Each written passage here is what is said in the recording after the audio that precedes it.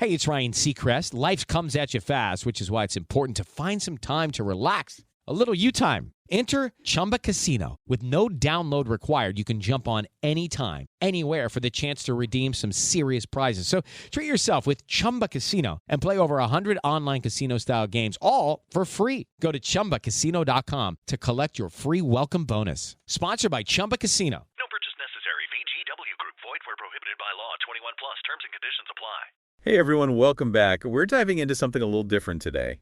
A philosophy, you might say, called the burnt toast theory. Yeah, it's not like a scientific study or anything, but it's a thought-provoking way of looking at those little everyday annoyances we all experience. Okay, so we're talking about things like, missing the bus or spilling coffee on your shirt. Exactly. Those kinds of things, those little things that can really throw off your day. And the burnt toast theory suggests that maybe we should be looking at these annoyances a little differently. Yeah, instead of just getting frustrated, maybe we should consider the possibility that they might actually be saving us from something worse. So like a cosmic protection system. Sort of. It's like the universe is looking out for us in its own strange way. Okay. I'm intrigued.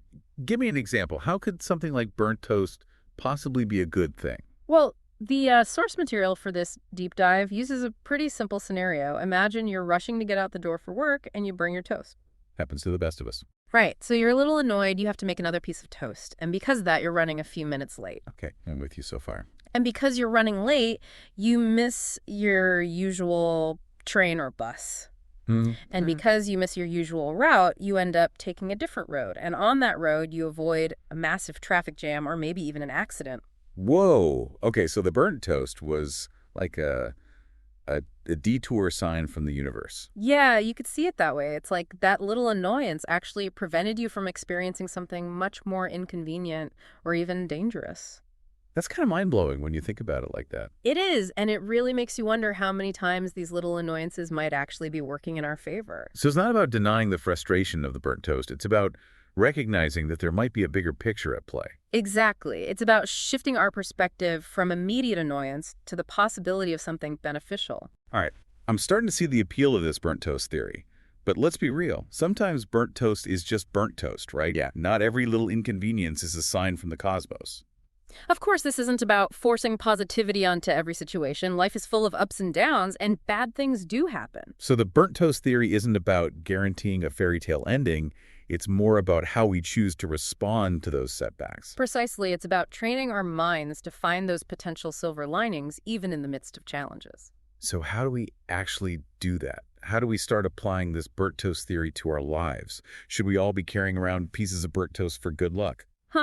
No, I wouldn't recommend that. You might get some strange looks, and it probably wouldn't be very effective. Yeah. Remember, the burnt toast theory is a mindset, not a superstition. Okay, so it's about actively looking for those burnt toast moments in our lives and being open to the possibility that they might be guiding us towards something better. Exactly. It's about recognizing that sometimes those little inconveniences, those detours, those disruptions, they might actually be opportunities in disguise. That's a pretty radical shift in thinking. It is, and it takes practice. But the more you do it, the more natural it becomes. The source material for this deep dive suggests a few practical steps for incorporating this theory into your daily life.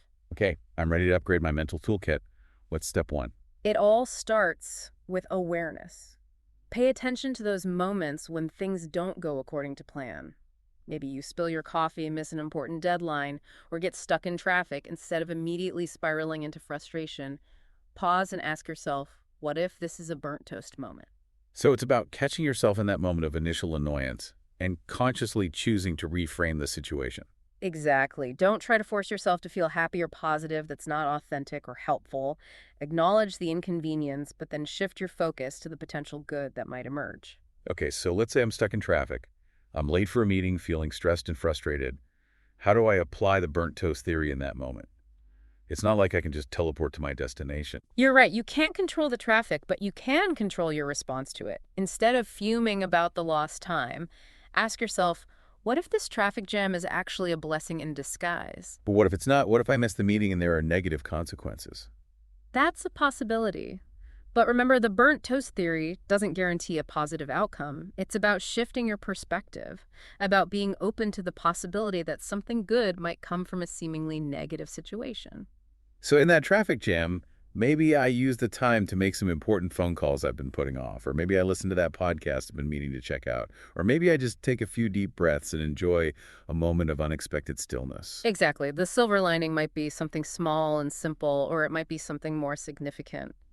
The key is to actively look for it, to be open to the possibility that this brain host moment might be leading you somewhere you wouldn't have expected. I think the real challenge here is overcoming that initial negativity bias. Our brains are wired to focus on the negative, to see the threats and the problems. It takes a conscious effort to flip that switch and start looking for the good. You're absolutely right. And that's where the practice comes in. The more you consciously choose to reframe those setbacks, the easier it becomes. It's like building a muscle. It's interesting because as we've been talking, I've been thinking about some of the major turning points in my life. Those moments that felt like setbacks at the time, but ultimately led to incredible opportunities. It's almost as if those challenges were necessary to push me in a new direction. That's a powerful insight, and it speaks to the idea that sometimes those burnt toast moments are actually catalysts for growth and transformation. They force us out of our comfort zones and open us up to new possibilities. You know, there's a quote from the Stoic philosopher Epictetus that comes to mind. Every difficulty in life presents us with an opportunity to turn inward and to invoke our own submerged inner resources. The trials we endure can and should introduce us to our strengths. That's a perfect encapsulation of the burnt toast theory. It's not about denying the difficulty, but rather recognizing its potential to help us discover our own resilience and strength. So in a way, this burnt toast theory is like a modern-day version of ancient wisdom. It's about finding that balance between acceptance and optimism, recognizing that even in the midst of challenges, there's always potential for growth and positive change. Beautifully put, and that leads us to another important question. Is there a downside to thinking this way? Are there potential pitfalls we should be aware of? That's a great point. We've been singing the praises of the burnt toast theory, but I'm sure there are nuances and limitations we need to consider. We've been talking about nuances and limitations to consider about this burnt toast theory. Yeah, it's all been very positive so far, but there are definitely some things to keep in mind. Okay, so what's the biggest danger here? Is it possible to take this look for the silver lining approach too far? Oh, absolutely. One potential pitfall is using the burnt toast theory to justify staying in a situation that's actually harmful or unhealthy.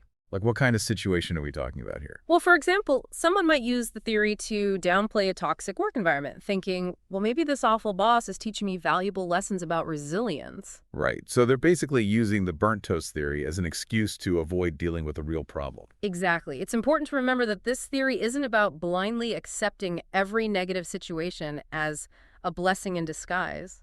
So there are times when it's necessary to recognize a situation as genuinely bad and take steps to change it. Right. The burnt toast theory should empower us, not trap us. It's about reframing our perspective, not distorting reality. Exactly. So it's about finding that balance between acceptance and action, right? Accepting the things we can't control while also taking proactive steps to change the things we can. Exactly. Another potential pitfall is using the burnt toast theory to dismiss or minimize other people's experiences. How so? For instance, telling someone who's just lost their job, oh, well, maybe this is an opportunity for you to find something better, can come across as insensitive and invalidating. Yeah, that's a good point. It's important to remember that everyone experiences setbacks differently. Right. What might be a minor inconvenience for one person could be a major upheaval for another. So the burnt toast theory is a personal tool for reframing our own experiences, not for judging or dictating how others should feel. That's a really important point to remember. Empathy and compassion are crucial, especially when others are going through difficult times. So in a nutshell, the burnt toast theory shouldn't be used as a shield to avoid uncomfortable emotions, either ours or other people's. Exactly. And it's not about bypassing the negative or pretending everything is okay. It's about acknowledging the difficulty and then choosing to look for the potential good that might exist alongside it. Beautifully put. And that brings us to another important point. The burnt toast theory is not about passivity. So it's not about sitting back and waiting for the universe to magically deliver those silver linings. Right. It's about taking an active role in shaping our own experiences. So it's not just about changing our mindset, it's about changing our actions as well. Exactly. The burnt toast theory provides a framework for thinking about setbacks. But it's up to us to take the initiative to seize those opportunities to create our own silver linings. That makes a lot of sense. It's like we're all given a set of ingredients, but it's up to us to decide what we're going to bake with them. We can choose to focus on the burnt parts, or we can get creative and whip up something delicious. That's a wonderful analogy. The burnt toast theory is about recognizing that even in those moments when things go wrong, we still have choices. Yeah, we can choose how we respond, how we learn, and how we move forward. Exactly. And sometimes those burnt toast moments can actually lead to some pretty amazing things. It's like that saying, when life gives you lemons, make lemonade. Right. It's about finding the sweetness, even in the midst of sourness. So as we wrap up this deep dive into the burnt toast theory, what's the one thing you want our listeners to take away from this conversation? Well, I think the most important thing to remember is that the burnt toast theory is not a magic formula. It's not a guarantee of happiness or success. It's more like a tool, a way of looking at the world that can help us navigate those inevitable challenges and setbacks we all face. Exactly. It's about cultivating a mindset of resilience, curiosity, and a willingness to see the good even when things get tough.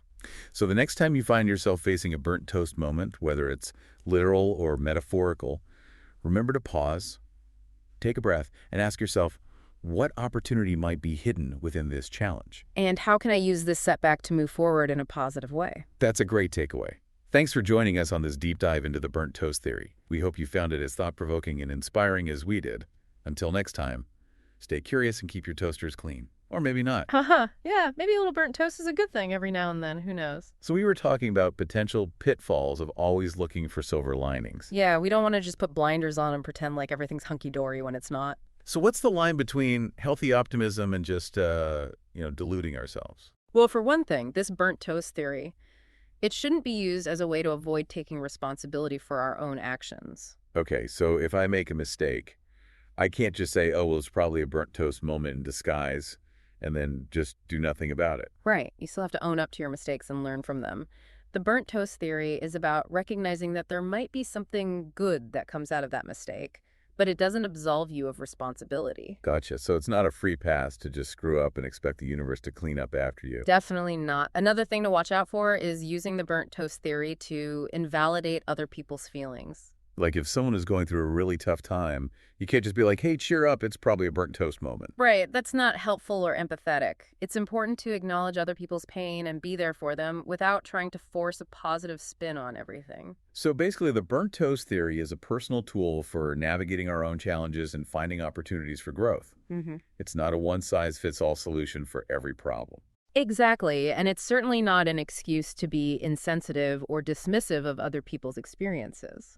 So it sounds like there's a delicate balance here between optimism and realism, between accepting what is and taking action to change what we can. Absolutely. It's about finding that sweet spot where we can acknowledge the challenges we face while also maintaining a sense of hope and possibility.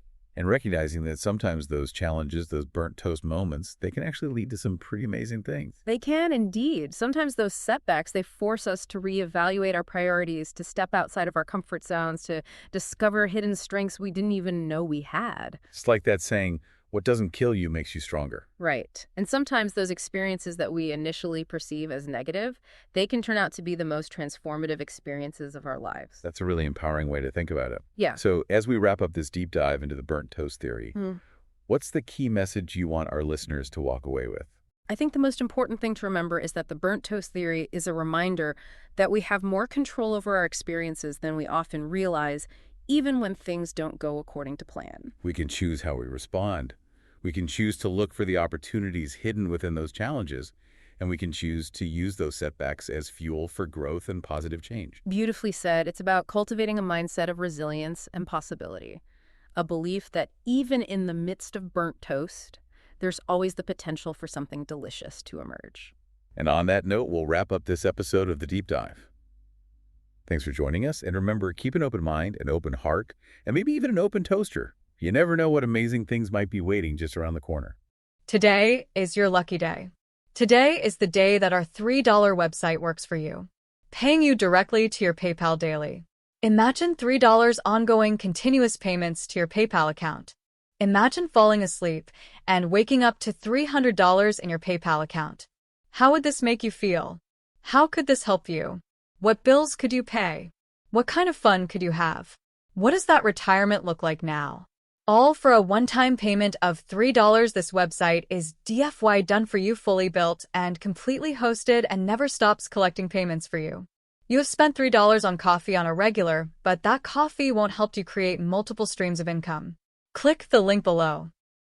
How to have fun anytime, anywhere. Step 1. Go to ChumbaCasino.com. ChumbaCasino.com. Got it. Step 2. Collect your welcome bonus. Come to Papa welcome bonus. Step 3. Play hundreds of casino-style games for free. That's a lot of games. All for free? Step 4. Unleash your excitement. Chumba Casino has been delivering thrills for over a decade. So claim your free welcome bonus now and live the Chumba life. Visit ChumbaCasino.com.